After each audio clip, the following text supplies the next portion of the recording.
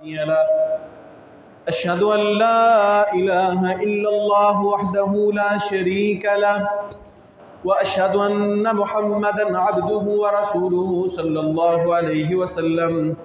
या अय्युहल्लज़ीना आमनुत्तकुल्लाहा हक़्क़ तुक़ातिही व ला तमूतुन्न इल्ला व अंतुम मुस्लिमून।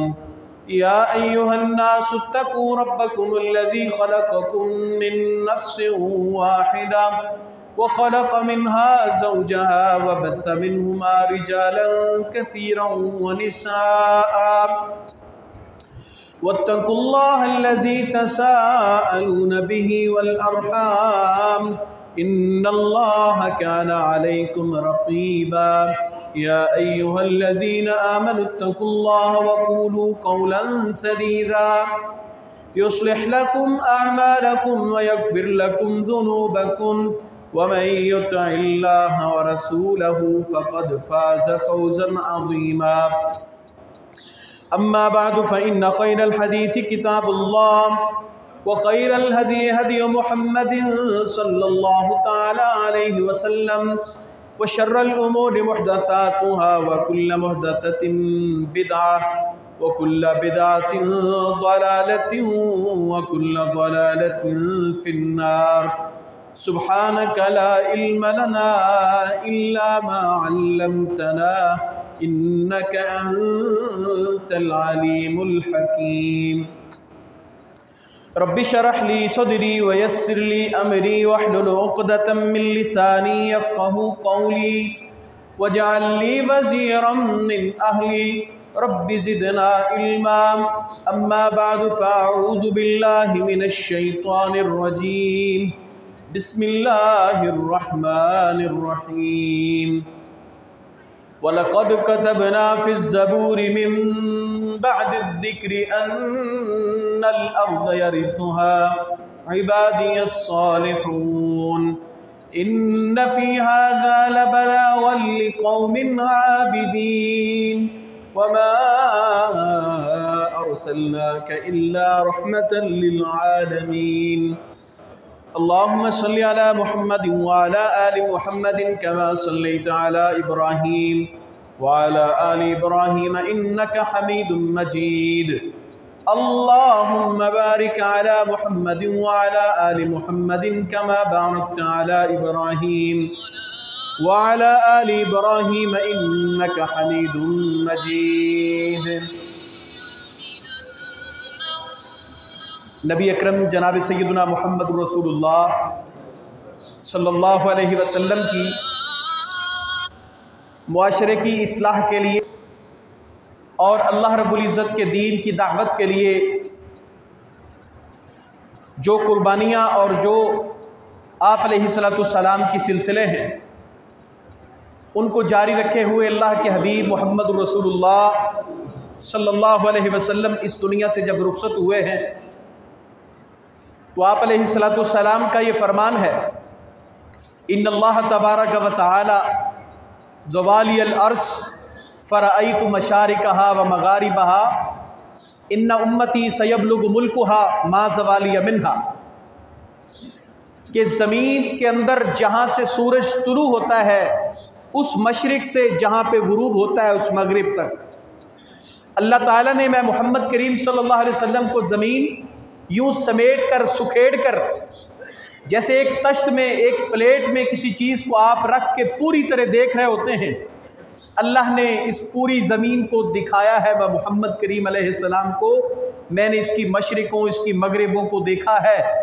एक वक्त आएगा अल्लाह इस पूरी ज़मीन के ऊपर मैं मोहम्मद करीम सल्लल्लाहु अलैहि वसल्लम के दीन की दावत और इस दीन के वाज़ो इरशाद को गालिब करके छोड़े। बेइज़्ज़े अज़ीज़िन और बिज़िल्लि ज़लीलिन, कोई इज़्ज़त के साथ कबूल करे तो तब भी और कोई मजबूरी के तहत कबूल करे तो फिर भी अल्लाह का दीन गालिब होगा इस दुनिया।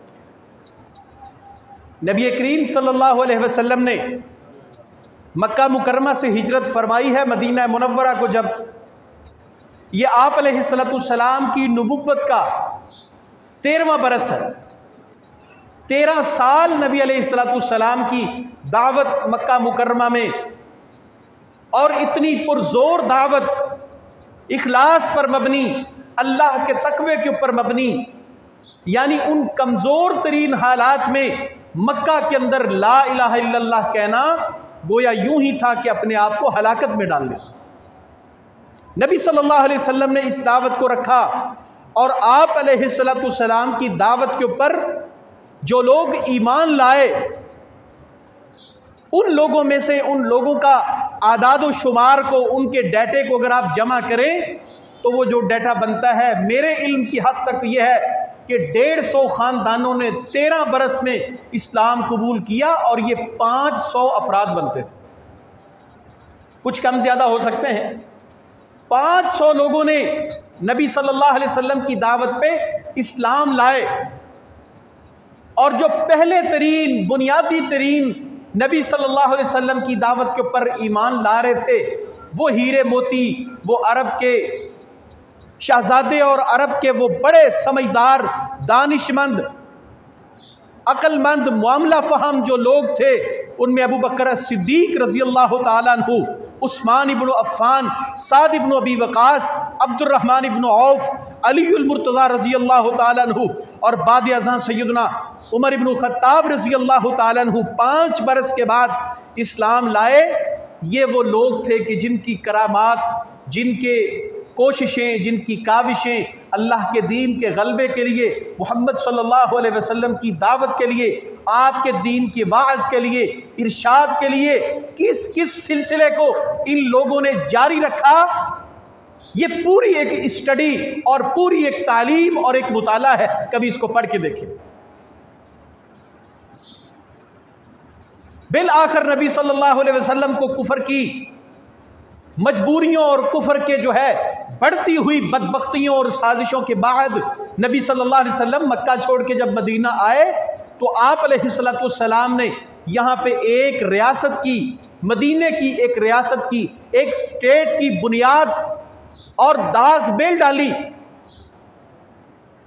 इस रियासत मदीना के हुक्मरान ने, मोहम्मद करीम सल्लल्लाहु अलैहि वसल्लम ने, अल्लाह के बंदों, कभी आपने नबी करीम अलैहिस्सलातु वस्सलाम की इस हैसियत को देखा हो कि आप यतीम पैदा हुए थे मक्का मुकरमा के एक ख़ानदान में, मुअज़्ज़ज़ ख़ानदान में।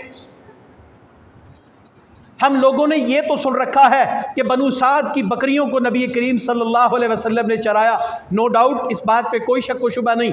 हाँ, बिल्कुल था। कभी नबी सल्लल्लाहु अलैहि वसल्लम की इस सियासी बसीरत को, आपकी इस हिकमत अमली को, आपकी इस स्ट्रेटेजी को, इस पॉलिसी को कभी पढ़ के देखिए कि नबी सल्लल्लाहु अलैहि वसल्लम ने इस मुआशरे के लोगों की इस्लाह के लिए, फलाह के लिए, दुनिया जहान, दुनिया और आखिरत, दुनिया व माफीहा, इन दोनों जहानों की इस्लाह के लिए नबी सल्लल्लाहु अलैहि वसल्लम ने किन बुनियादों के ऊपर कौम की तरबियत और अपने मुआशरे के अफराद की तरबियत की है। मैं आज के इस खुतबा में इस मुख्तसर से वक्त में कोशिश करूँगा कि हम नबी सल्लल्लाहु अलैहि वसल्लम की तरबियत के और उस इस्लाह के, जिसको आप इस्लाह मुआशरा, मेरे भाइयों ने मुझसे कहा कि अगरचे कुर्बानी के अय्याम करीब हैं, मगर आप इस बात पे कुछ निकात रखें कि मुआशरे की इस्लाह के लिए नबी सल्लल्लाहु अलैहि वसल्लम का तर्ज़ अमल क्या है। सीरत इब्राहीम अलैहिस्सलाम के ऊपर आपने कुछ गुफ्तगू सुनी भी होगी, अगले खुतबा में हम इस पर कुछ बातें कर भी लेंगे। लेकिन यहाँ पे जिस बुनियादी हैसियत को, जिस बुनियाद को समझना है, नबी सल्लल्लाहु अलैहि वसल्लम की जिस कोशिश को समझना है, वो ये है कि आप अलैहिस्सलाम ने मदीना में आने के बाद सबसे पहले अपनी कौम और अपने मुआशरे की इस्लाह के लिए जिन बुनियादों को रखा, वो बुनियादें क्या है। मदीना में आए, ये कमज़ोर सी रियासत, एक छोटी सी बस्ती, वो बस्ती की जिसे आज से पहले यसरब कहा जाता था, इस मदीने की तरफ हिजरत की रसूलुल्लाह ने, तो इसको मदीनतुन नबी कहा गया सल्लल्लाहु अलैहि वसल्लम। आप अलैहिस्सलाम की हिजरत के बाद, यहाँ पे लोगों के आने के बाद लड़ाइयाँ हैं, आपस में एक दूसरे के साथ गुथम गुथा है। ये लोग जो औस और खजरज के लोग थे, यहूद की साजिशों के साथ ये आपस में एक दूसरे के साथ लड़ते झगड़ते रहते। नबी सल्लल्लाहु अलैहि वसल्लम के आने के साथ ये शीर व शकर हुए, आपस में ऐसी उल्फत, ऐसी रहमत, ऐसी मवद्दत, ऐसी मोहब्बत कायम हुई कि उन जैसी मिसाल तारीख ने ना उनसे पहले कभी देखी ना उनके बाद कभी देखी। नबी सल्लल्लाहु अलैहि वसल्लम ने इनकी बाहमी लड़ाई झगड़ों को ख़त्म करवा के सबसे पहली जिस बात को आप अलैहिस्सलातु वस्सलाम ने देखा वो है मुहाजिरीन की आबादकारी। मदीने के लोग जिनको हम अंसार कहते हैं, उन अंसार के साथ, उन अंसार की उस बस्ती के अंदर उनके घरों में आके बसने वाले जो लोग थे वो 500 लोग और 150 ख़ानदान। ये नबी सल्लल्लाहु अलैहि वसल्लम के वो जानिसार थे कि जिन्होंने आप अलैहिस्सलातु वस्सलाम के इस हुक्म के ऊपर घर बार, कारोबार, बीवी बच्चे, अफराद, अमवाल, असबाब, एक एक चीज़ को छोड़ के ये आए थे। आपने सुना नहीं सैयदना अब्दुर्रहमान इब्न औफ रज़ी अल्लाह ताला अन्हु की वो बात। सैयदना अब्दुर्रहमान इब्न औफ रज़ी अल्लाह ताला अन्हु मक्का से हिजरत की, सब कुछ बेच बांट के खजूरों के 2 बड़े बड़े बाग, और जो अब्दुर्रहमान इब्न औफ रज़ी अल्लाह ताला अन्हु के बाग खजूरों का फल लाते हैं, खजूरें उगाते हैं, इस जैसी मंडी के अंदर, पूरी मक्का की मंडी के अंदर किसी का फल नहीं होता। अब्दुर्रहमान इब्न औफ रज़ी अल्लाह ताला अन्हु को अल्लाह रब्बुल इज़्ज़त ने वो खुशबख्ती, वो सआदत बख्शी थी कि ऐसा कामयाब इस्लामी तारीख का ताजिर, ऐसा एडमिनिस्ट्रेटर, ऐसा रूलर कि मट्टी को हाथ लगाता तो मट्टी सोना बनता। अब्दुर्रहमान इब्न औफ खजूरों के बाग बेचे हैं, बेच बांट के जो रुपया पैसा मिला एक कपड़े की पोटली में बांध के ऊंट के ऊपर सवार हुए, सवारी पर सवार हैं, बेटे को साथ बिठाया हुआ है, बीवी को बिठाया हुआ है, लेके चल के निकले। ससुराल को पता चला कि ये तो जा रहा है यहाँ से। आए, अब्दुर्रहमान कहाँ जाते हो? अल्लाह के रसूल सल्लल्लाहु अलैहि वसल्लम की तरफ जाते हैं। कहा अगर जाना है तो हमारी बेटी छोड़ के जाओ। बीवी छीन ली। अब्दुर्रहमान इब्न औफ रज़ी अल्लाह ताला अन्हु का बाप आया तो उसने अपना पोता, जो अब्दुर्रहमान इब्न औफ रज़ी अल्लाह ताला अन्हु का बेटा है, बेटा छीन लिया। भाई आए तो वो जो रुपये पैसे थे वो छीन लिए। बड़े भाई ने तो ऊंट छीन लिया, जिस पर सवार हो ये भी हमारे पैसों से खरीदा है, जो तुमने महंगे कपड़े पहन रखे हैं ये भी हमारे पैसों से हैं, जो महंगे सैंडल जूते पहन रखे हैं यमन से मंगवा के महंगे तरीन कपड़े जूते पहनते, ये भी तुमने हमारे पैसों से खरीद रखे हैं, ये भी उतार दो। तने तन्हा फटे पुराने लिबास के साथ अब्दुर्रहमान इब्न औफ, ये 2 लोग थे मक्का मुकर्रमा में जिनकी शान व शौकत, जिनका लिबास, जिनकी उठन बैठन, जिनकी चाल चलन उस जैसी किसी की और मिसाल नहीं थी। एक मुसअब इब्न उमैर और एक अब्दुर्रहमान इब्न औफ रज़ी अल्लाह ताला अन्हु। मुसअब इब्न उमैर ओहद में शहीद हुए। सूरत हाल ये थी कि एक लिबास, एक कपड़ा, एक जोड़ा जो आज पहनते वो दोबारा ना पहनते। जहाँ ऐसी खुशबू इस्तेमाल करते, जिस जगह से गुजर जाते लोग ये बात उसकी खुशबू को पहचान के बता देते कि यहाँ से मुसअब इब्न उमैर गुजर गए। ऐसा शाहाना लाइफ स्टाइल, ऐसा मिसाली अंदाज़ ज़िंदगी। लेकिन ये सब कुछ छोड़ के जब रहमत कायनात के पीछे चले, ओहद के कब्रिस्तानों में मुसअब इब्न उमैर को दफन किया जा रहा था। कफन की चादर एक है, इतनी छोटी है, सर पे डालते हैं तो पांव नंगे, पांव पे डालते हैं तो सर नंगा। यहां अब्दुर्रहमान इब्न औफ मक्का छोड़ रहे हैं, बीवी छीन ली गई, बेटा छीन लिया गया, रुपये पैसे छीन लिए गए, सवारी छीन ली गई, लिबास उतरवा लिया गया, पांव से जूते छीन लिए गए। पैदल चलते हुए फटे पुराने लिबास को पहनकर कई दिनों का सफ़र करके मदीनतुन नबी में पहुँचे। आके क्या देखते हैं, सैयदना अब्दुर्रहमान इब्न औफ रज़ी अल्लाह ताला अन्हु ज़ोहर की नमाज का वक्त, रहमत कायनात अलैहिस्सलातु वस्सलाम ने सलाम फेरा, पलट के देखा तो सामने अब्दुर्रहमान इब्न औफ खड़े हैं। अब्दुर्रहमान बताओ कैसे आए? अल्लाह के रसूल सल्लल्लाहु अलैहि वसल्लम, सब कुछ लुटा के आ गया हूँ, बताओ ईमान बचा के आए हो कि नहीं? हाँ या रसूल अल्लाह, ईमान बचा के आया हूँ। तो नबी करीम सल्लल्लाहु अलैहि वसल्लम ने हल्की सी मुस्कुराहट दी। आप देख रहे थे इसके होंठ फट रहे हैं, भूख की वजह से पाँव फट रहे हैं, नंगे पाँव पत्थरों पहाड़ों का सफ़र करने की वजह से चेहरा जर्द था, हाथ पीले पड़े हुए थे, भूख की वजह से सब कुछ छोड़ छाड़ के आए थे। कहा अब्दुर्रहमान, ईमान बचा के आए हो, परेशान नहीं होना, अल्लाह सब कुछ अता करेगा। तुम ईमान बचा के आए हो तो अल्लाह से जन्नत पा के आ गए। मुहाजिरीन की आबादकारी, कल कराची के अंदर जो कुछ हुआ है वो आपने देखा या नहीं देखा? हम पाकिस्तान के मुख्तलिफ इलाकों में घूमते रहते हैं, आना जाना सफ़र असफार में। मैं आपको दिखाता हूँ फाटा के इलाकों में, बन्नू के इलाके में या कराची के बास गोठों में मैं आपको लेके चलता हूँ। आज 75 बरस से ज़ायद गुजरने के बाद ऐसे लोगों से जिनके 5-5 बच्चे, उन्होंने 2-2 नस्लें यहाँ पे जन्म दी, लेकिन उनके पास पाकिस्तान का आज भी आईडी कार्ड नहीं है, इसलिए कि ये अफ़गानिस्तान के मुहाजिर हैं या ये वहाँ से हिजरत करके हिंदुस्तान पे यहाँ पे आए थे। 75 बरस गुजरे हैं, मुहाजिरीन का मसला हल नहीं हुआ। एक रहमत कायनात है सल्लल्लाहु अलैहि वसल्लम। एक मुहाजिर आया हिजरत करके, एक अंसारी का भाई बनाया, कहा कि तुम एक घर में 2 ख़ानदान रहोगे। पहले 4 फ़र्द थे, एक कमाता था, अब 8 फ़र्द हो गए तो 2 कमाने वाले होंगे। कुछ वक्त मिल के गुजारा करना है, अल्लाह इनको बरकत देगा, इनको स्टेबिलिटी देगा, इनको अल्लाह ताला कायम करेगा।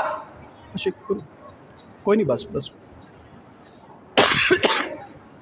तो अल्लाह ताला इनको जो बरकत देगा, जो पेश करने वाले थे घर बार कारोबार, वो कौन थे?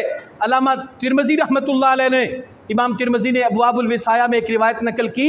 साद इब्न रबी रज़ी अल्लाह ताला अन्हु सैयदना अब्दुर्रहमान इब्न औफ को कहते हैं, अब्दुर्रहमान तुम सब कुछ छोड़ छाड़ के आए हो, खजूरों के बाग छोड़ के आए हो, बीवी छोड़ के आए हो, बच्चे छोड़ के आए हो, घर बार छोड़ के आए हो। मुझे अल्लाह ने बहुत नवाजा है, 2 घर हैं, 2 बीवियां हैं, कारोबार है, सब कुछ अल्लाह ने दे रखा है। अगर तुम पसंद करो तो रसूलुल्लाह ने तुम्हें मेरा भाई बनाया है, मेरे साथ चलो, मेरे घर पे 2 घर हैं, एक तुम ले लो, 2 खजूरों के बाग हैं, एक तुम्हें देता हूँ, एक खुद रख लेता हूँ।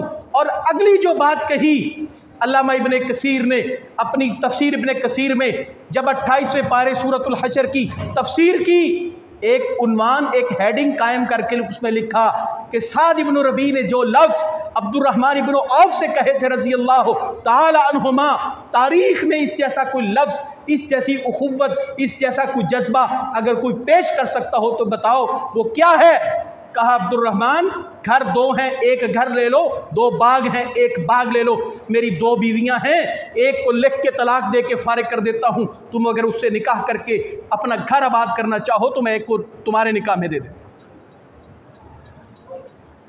इस जैसा ममानिसत, मोहब्बत, इस जैसी कुर्बानी का जज्बा कोई पेश कर सकता है तो लाओ। जो बात मैं आपको बताना चाहता हूँ मुआशरे की इस्लाह के मुताल्लिक से, इस ताल्लुक़ से, वो ये है कि आपने सुना नबी सल्लल्लाहु अलैहि वसल्लम के सहाबा कि जिनकी आपस में कोई खूनी, कोई ख़ानदानी, कोई हस्बी, कोई नस्बी, कोई ससुराली, कोई रिश्तेदारी नहीं है, कोई ताल्लुक़ नहीं माँ सिवाय ला इलाहा इल्लल्लाह मुहम्मदुर रसूलुल्लाह के ताल्लुक़ के। ये एक ताल्लुक़ है, इस ताल्लुक़ के ऊपर रसूलुल्लाह सल्लल्लाहु अलैहि वसल्लम ने जिनको भाई भाई बनाया, वो एक दूसरे के लिए कुर्बानियाँ पेश कर रहे हैं। क्या मेरे और आपके अंदर इतनी हमीयत, इतनी जुर्रत है कि अगर मेरे मोहल्ले के अंदर मेरा हमसाया, मेरा भाई, मेरा कोई रिश्तेदार या कोई अजीज़ व अकारब के अलावा कोई आम मोहल्लेदार, अगर वो 1 महीना जॉबलेस हो, कारोबार नहीं हो, या उसके पास अगर कोई मुलाजमत नहीं हो, तो मैं 1 महीना उसका बोझ उठा सकता हूँ? क्या हम ये अपने आप को अल मोमिन मिरातुल मोमिन, मोमिन मोमिन का आईना है, मोमिन मोमिन के लिए एक शीशे की हैसियत रखता है, कभी खुद को यहाँ पे इमेजिन करके, खुद को अपने सामने खड़ा करके जरा ख्याल की आंख से सोच के देखिए, रिश्तेदार, अजीज व अकारे, मोहल्लेदार या कुलीग तो बड़ी बात, दूर की बात। मैं बताता हूँ अल्लाह की कसम, हम फिरते रहते हैं, हम सारा दिन कॉलेजेस के अंदर, यूनिवर्सिटीज़ के अंदर धक्के खा खा के जिन मामलात को देखें, बड़े दुख के साथ मैं आपको एक बात कहता हूँ, क्या आप में से, हम में से, मैं आपके मुआशरे का एक फ़र्द हूँ, मैं भी आपके साथ रहता हूँ, क्या हम में से कोई शख्स ये गवारा कर सकता है कि उसकी बेटी, उसका बेटा जवान हो, निकाह की उम्र को, बलूगत की उम्र को पहुंच चुका हो, और वो अपने खर्चे के ऊपर कोई 1 साल, 2 साल, 3 साल उसको अपने घर में बिठा के अपने साथ रख के उसको पढ़ाया भी सकता हो और उसके निकाह के अखराजात भी करे? 25 साल, 28 साल, 30 साल की बेटियां, 32, 35 साल के बेटे धक्के खाते हैं। अल्लाह की कसम, फिर क्या है? हमारे सामने बरादरियों के बैरियर हैं, ख़ानदानों की रुकावटें हैं। ये ख़ानदानों की रुकावटें जब हमने निकाह में ये जब खड़ी की हैं, तो ये निकाह के अंदर ख़ानदान की रुकावट है, बरादरी का बैरियर निकाह के अंदर है, ब्याह के अंदर है, पाकीज़गी के अंदर है। अल्लाह की कसम, बेरा रवी के अंदर और ज़िना के अंदर और हराम कारियों के इर्तिकाब के अंदर कोई ख़ानदान और कोई बरादरी नहीं।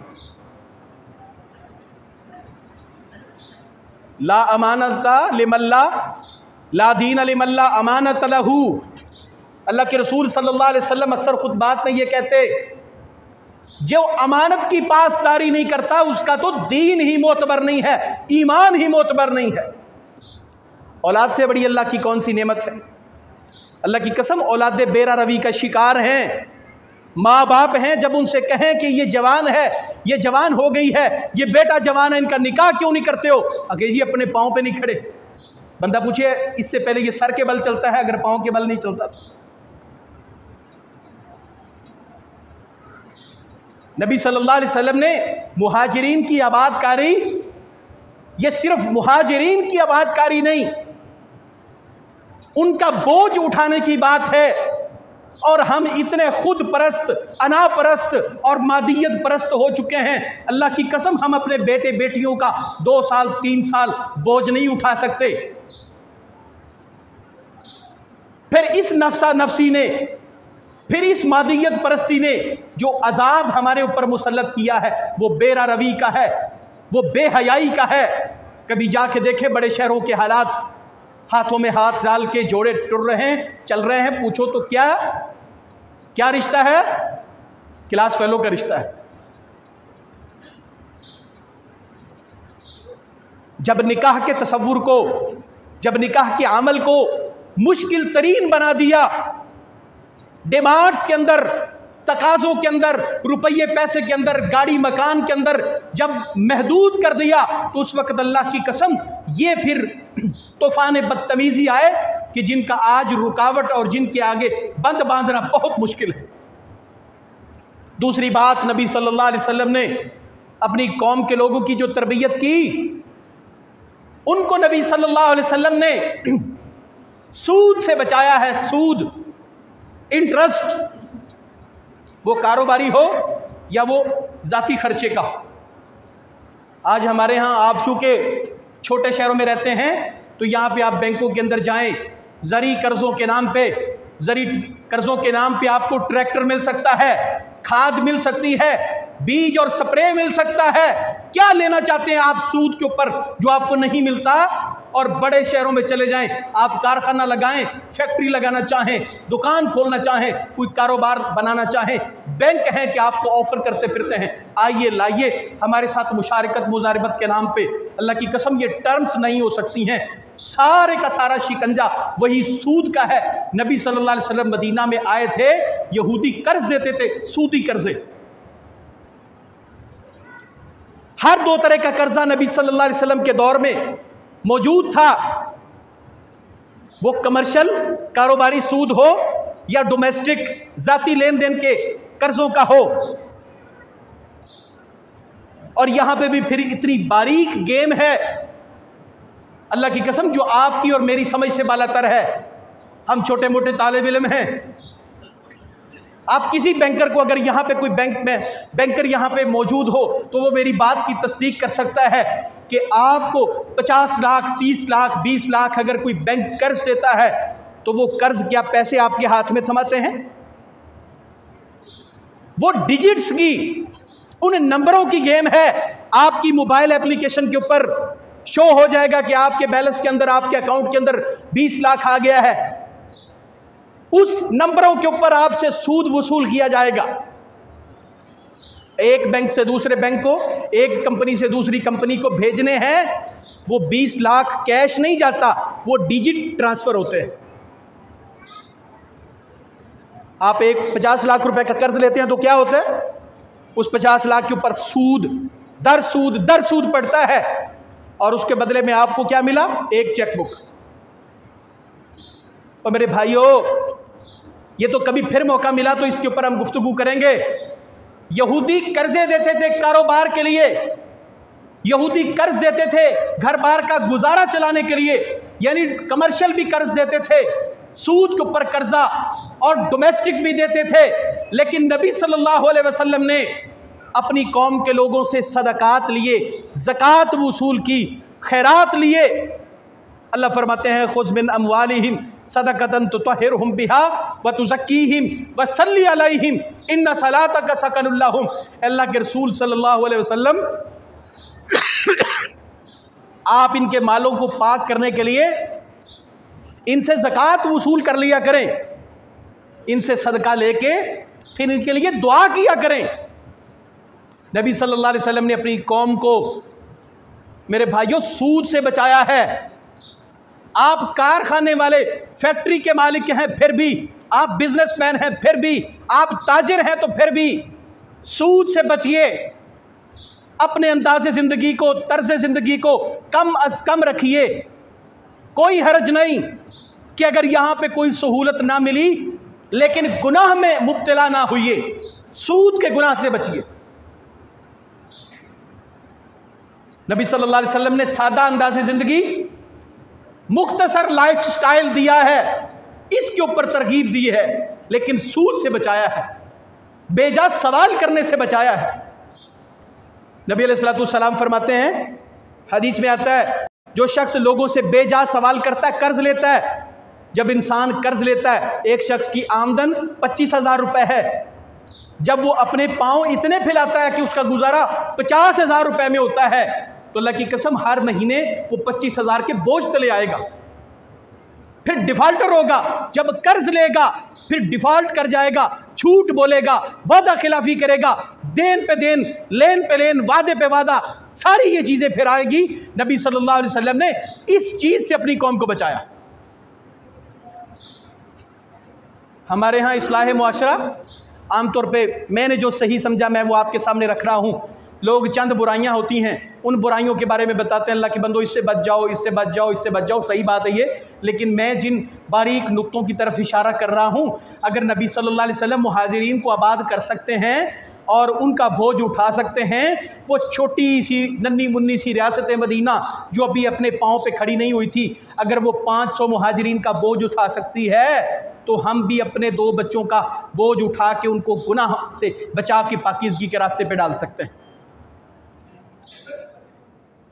हम भी अपनी कौम को सूद के कर्जों से, बेजा सवाल से, आम कर्ज से बचा सकते हैं। सैयदना अली रज़ी अल्लाह ताला अन्हु ने मैदान अरफात है, एक शख्स को देखा ईद के रोज मैदान अरफात के अंदर वो लोगों से भीख मांगता फिर रहा है, सवाल करता फिर रहा है। सैयदना अली कहते हैं, लौकाना असम मिन्नी करीबन लज़रबतुक, अगर मेरी लाठी मेरे करीब होती, इस मैदान के अंदर मेरे पास कोई लाठी होती तो मैं तेरी चमड़ी उधेड़ देता कि आज ईद का दिन है और तू लोगों से सवाल करता फिर रहा। बिला जरूरत मांगना, बिला जरूरत कर्जा लेना। नबी सल्लल्लाहु अलैहि वसल्लम फरमाते हैं, जो बगैर जरूरत के सवाल करता है, कयामत को आएगा उसके चेहरे के ऊपर गोश्त नहीं होगा। ये बातें किसके लिए हैं? मेरे और आपके लिए हैं। नबी सल्लल्लाहु अलैहि वसल्लम ने एक और काम जो अपनी इस रियासत में अपनी कौम की इस्लाह के लिए किया, मसाजिद की आबादकारी। सबसे पहले अल्लाह के घर को बनाया, और अल्लाह का घर वो सिर्फ एक सजदा करने की जगह नहीं थी, 17 रक्ते पढ़ने की जगह नहीं थी।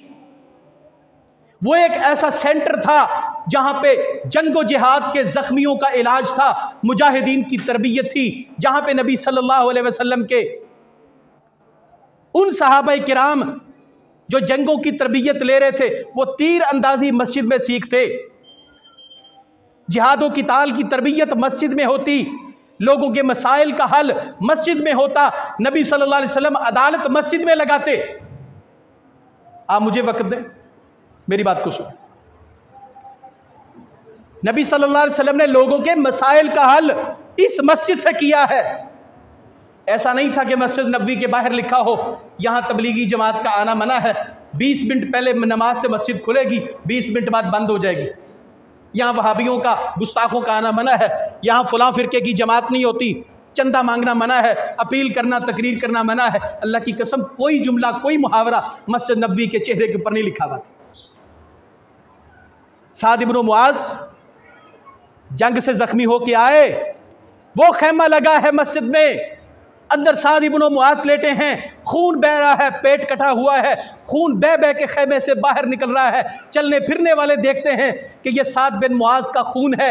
यहाँ पे नमाज पढ़ते हुए किसी की नक्सीर फूटे और किसी बुजुर्ग का रिएक्शन देखिए क्या होता है। किसी बच्चे की शोर शराबे की आवाज़ आए और फिर देखो यहाँ पे हमारे खादिमीन का, मस्जिदों के खादिमों का फिर रिएक्शन क्या होता है उस पर। मेरे भाइयों, अगर इन बच्चों को आने से रोकेंगे, अगर लोगों के मसाइल के ऊपर हम सख्ती करेंगे, 5-10 साल बाद मस्जिदें वीरान होंगी। लोगों को बर्दाश्त करिए, स्पेस दीजिए, बच्चों को आने दीजिए। यह भी इस्लाह मुआशरा का एक ताल्लुक है। नबी अलैहिस्सलाम ने तवक्कुल के ऊपर तरबियत की, और ऐसा तवक्कुल फिर जो पत्थरों के साथ, पहाड़ों के साथ, दरियाओं के अंदर, सहराओं के अंदर, समंदरों के सीनों को चीर के वो उतर गए। डॉक्टर इकबाल कहते हैं, दश्त तो दश्त दरिया भी न छोड़े हमने, बहरे जुल्मात में दौड़ा दिए खोड़े हमने। ये वो लोग थे कि जिन्होंने फिर नबी सल्लल्लाहु अलैहि वसल्लम की इस तरबियत को लेके,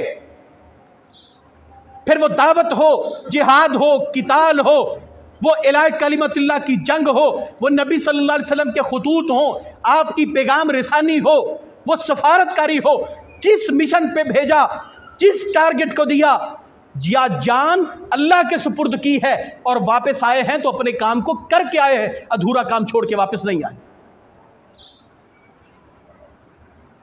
वादों को पूरा कीजिए, वादे की वफादारी का लिहाज रखिए।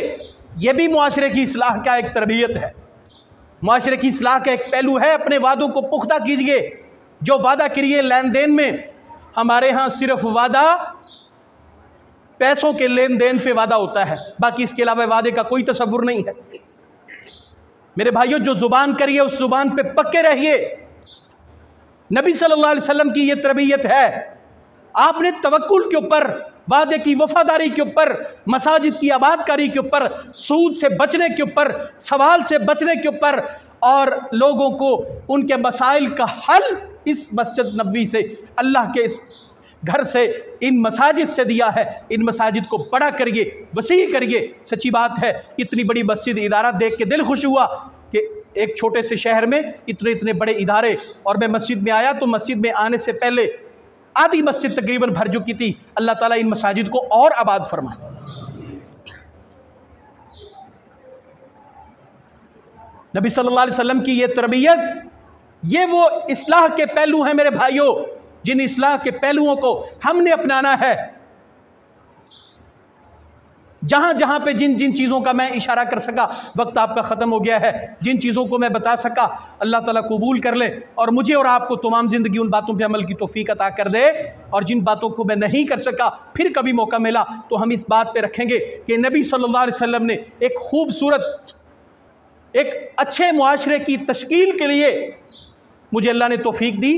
तकरीबन इस पर मैं लिखता रहा, करीबन बहुत सारी बातें ऐसी जमा की हैं कि जिनके अंदर नबी सल्लल्लाहु अलैहि वसल्लम ने मुआशरे की, खूबसूरत मुआशरे की, खुशहाल मुआशरे की तश्कील करने के लिए कौन से काम किए हैं नबी सल्लल्लाहु अलैहि वसल्लम ने, इनके ऊपर फिर कभी बात हम करेंगे। सुभान रब्बिक रब्बिल इज़्ज़ति अम्मा यसिफून व सलामुन अलल मुरसलीन वल्हम्दुलिल्लाहि।